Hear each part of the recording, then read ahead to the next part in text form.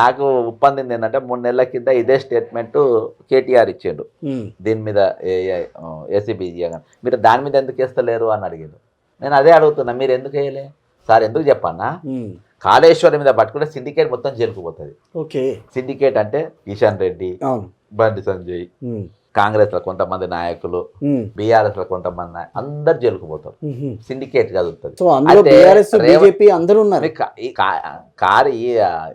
ఖాళీలో ఏందనంటే ఇందులో ఒక్కడే ఉంటాడు. ఎవరు ఉంటాడు? కేటీఆర్ ఒక్కడే ఉంటాడు. ఎందుకంటే మున్సిపల్ మంత్రి ఉన్నాడు, ఈయన ఒక్కడి ఇలా పట్టుకోవాలి. ఇంకోటి సార్, మీకు లిక్కర్ స్కామ్ లా సౌత్ గ్రూప్ ఉన్నది. సౌత్ గ్రూప్ ఉంది. ఓకేనా? కేటీఆర్ ను టార్గెట్ చేసిన సౌత్ గ్రూప్. సౌత్ గ్రూప్ ఇది nothing but syndicate. South group లా కవిత ఉంటది, ఇంకొకరు కూడా ఉంటారు. ఎవరు? రేవంత్ రెడ్డి బామ్మాడిది. ఓకే, అన్న పేరు సుజన్. ఓకే, బామ్మాడిది. ఆయన కూడా అడికోర్ ఇన్ఫ్రాస్ట్రక్చర్ లా సుజన్ కంటే ముందు కవిత, రేవంత్ ఇద్దరు కలిసి 2010లో కంపెనీ పెడతారు. ఓకే, కేటీఆర్ నిరికిచ్చు ఈ ఫార్ములా కేసు ఒకటే అనుకోవద్దుగా మీకు. ఇది ఒక పెద్ద కుట్ర నడుస్తుంది ఆయన వెనక, చాలా పెద్ద కుట్ర. ఏంటో కుట్ర? ఫ్యూచర్ లీడర్ అయినా కావద్దు సార్. మీరు ఒకటి ఇప్పుడు జరిగే స్కాములు నెక్స్ట్ సీఎం వస్తే ఎవరు ఉండాలి అనేది కూడా సౌత్ గ్రూప్ లో చర్చ జరిగింది. అసలు ఏంటి సౌత్ గ్రూప్ అనేది నేను దానికి మళ్ళీ గంట కావాలి మీకు చెప్తా. ఫ్యూచర్ ఉన్నది దీన్ని. వాట్ ఈస్ సౌత్ గ్రూప్ అన్న క్వశ్చన్ మార్క్ మనం పబ్లిక్ లో పెడతాం. ఇట్ ఈస్ నథింగ్ బట్ ఒక సిరీస్ వచ్చింది హిందీలో, యూపీకి సంబంధించి, యూపీకి బీహార్, మిర్జాపూర్ అని. అర్థమైంది. మిర్జాపూర్ సిరీస్ నడుస్తుంది ఓటీటీలో. అది చూస్తే సౌత్ గ్రూప్ తెలుస్తుంది. ఇవాళ అంటే నాకున్న అనుభవం సార్, నేను ఏఐసిసిలో బాగా పనిచేసినటువంటి వ్యక్తిని, రాజకీయాలు కొంచెం బాగా అబ్జర్వ్ చేసినటువంటి వ్యక్తి. ఈ ఫార్ములా కోసము ఒక ఈడీని సెంట్రల్లో దింపి మీరు అబ్జర్వ్ చేయండి. మామూలుగా ఎఫ్ఐఆర్ కాగానే మీకు ఈడీ ఎంటర్ అవుతుంది, ఎఫ్ఐఆర్ కాగానే. కానీ ఇక్కడ మీకు ఏసీబీ రైడ్ అవుతుంది, ఏసీబీ అటాక్ చేయగానే ఈడీ యాక్టివ్ అవుతుంది. ఈ రెండు కలిసి ఒకటేసారి అటాక్ చేసే ప్రయత్నాలు చేస్తాయి. ఓకే, అర్థమైందా సార్? ఈ రెండిట్లల్లా ఈ రెండు కలిసినాయంటే ఒక పెద్ద కుట్ర నడుస్తుందని అర్థం. ఓకే, సేమ్ నేను జగన్కు ఫేవర్ కాదు, వైఎస్ జగన్మోహన్ ప్రభుత్వం ఫేవర్. కొన్ని మంచి పని చేసింది, కొన్ని చెడ్డ పని చేసింది. నా బాధ ఏంటంటే వివేకానంద రెడ్డి మర్డర్ను ఛేదించలేకపోయింది ప్రభుత్వం అనేది బాధ ఉన్నది. ఎందుకంటే నన్ను తీసుకొచ్చిన ఆయన తమ్ముడు, నాకు కూడా సన్నిహితుడు కాబట్టి ఒక అసంతృప్తి తప్ప నాకు వేరే అసంతృప్తులు ఏం లేవు. కానీ ఆయన వెనక కూడా మీకు సేమ్ ఇదే టైప్ లో నడిచింది. నడవడం వల్ల సౌత్ గ్రూప్ అంటే బ్యాక్గ్రౌండ్ లో చాలా పెద్ద ఎత్తున నడుస్తుంది సార్ ఇది. అందులో ఉన్న వాళ్ళు ఎవరన్నా చెప్పగలరా? పోనీ కొంతమంది పేర్లు ఆ వెనకాల ఎవరైతే నడుస్తున్నారో గూగుల్ కూడా తోస్తుంది సార్. నేను అన్ని చెప్పగానే ఒకటి మాత్రం చెప్తా.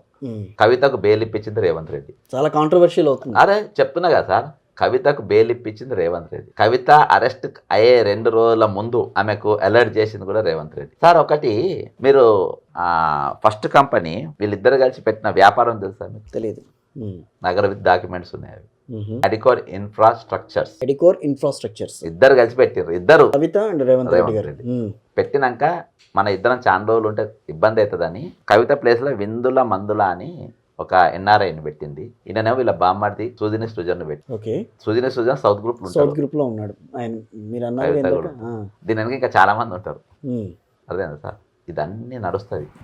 మీరు ఒకటే ఆలోచించాలి, కేటీఆర్ ఒక్కడే సింగిల్ గా ఉన్న కేసు 55 కోట్ల కేసు ఎక్కడ దాన్నే ఎందుకు ముట్టుకున్నానే అర్థం చేసుకోవాలి. అవును కదా, ఇప్పుడు అందరూ అదే అడిగేది. అదే న్యాయ వ్యవస్థ దాంట్లో ఎంతవరకు పారదర్శకంగా ప్రభుత్వం వ్యవహరిస్తుంది అన్న విషయం పక్కన పెడితే, నిజంగా ఇన్వాల్వ్ అయ్యాడా లేదా ఆ విషయంలో అనేది ఇంకా క్లారిటీ రావట్లేదు.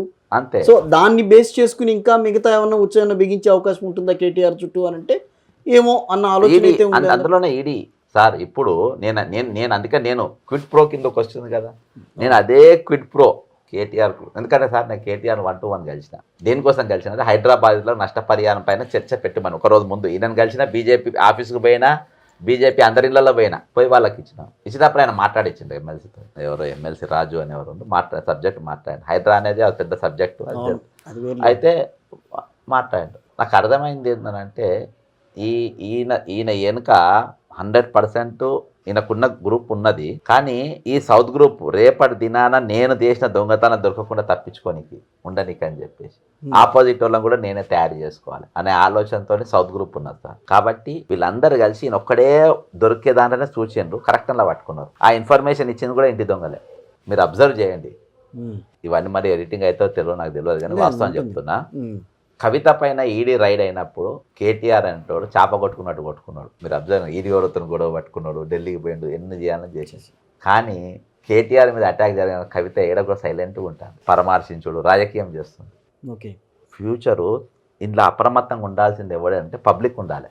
అదేంటి అప్రమత్తం పబ్లిక్ ఎందుకు ఉండాలంటే నీ ముందు ఎవడైనా వస్తాడు, ఓటుకున్నోడు వస్తాడు, లిక్కర్ దాన్లు వస్తారు, ప్యాకాడ రాయలు వస్తారు, అందరు వస్తారు. నా నాయకుడు ఎవడు, వాడు ఏ రూపకంగా వస్తుండు, పెన్ను గుర్తుతో వస్తుండా, పెన్సిల్ గుర్తుతో వస్తుండా చూసుకొని జాగ్రత్త పోవాలి. Sir Telangana is in danger zone.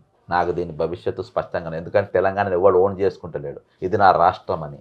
Sir Telangana అనేది సరిహద్దులతో నేర్పడలేదు, భావోద్వేగంతో నేర్పడ్డది. ఆ తయారు చేసింది ఎవరు? ఆ భావోద్వేగం అనే డిపిఆర్ను తయారు చేసిన మేధావులు ఈరోజు ఎక్కడున్నారు? కేసీఆర్ గారు ఉన్నారు. కేసీఆర్ కాదు సార్, కేసీఆర్ వదిలేసి, కేసీఆర్ ఒక పార్టీ పెట్టిన ఆయన రూలింగ్ రాద్దామని చెప్పి ఆయన రాజకీయంగా ఆయన చేసుకుండు.